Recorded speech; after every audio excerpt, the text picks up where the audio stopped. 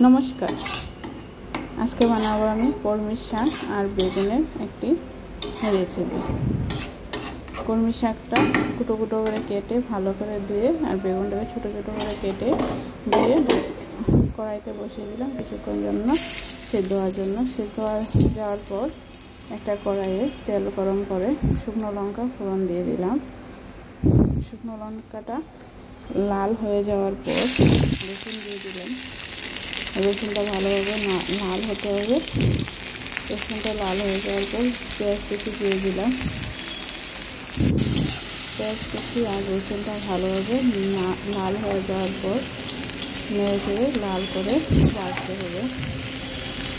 নেড়ে লাল করে ভাজা হয়ে যাওয়ার পর কাঁচা লঙ্কা পেস্ট 2 চামচ দিয়ে দিলাম। দিয়ে ভালোভাবে নেড়ে দিচ্ছি। কাঁচা লঙ্কা পেস্ট আর পেঁয়াজ রসুন লাল হয়ে যাওয়ার পর একটু হলুদ গুঁড়ো দিয়ে দিলাম।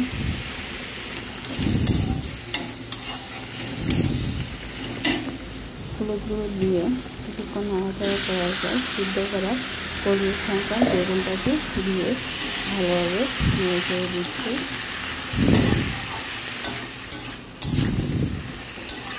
ভালোভাবে নেড়ে দেওয়ার পর কিছুক্ষণ পর শুকিয়ে যাওয়ার পর শুকাতে হবে আর তেলটা উঠে আসতে হবে।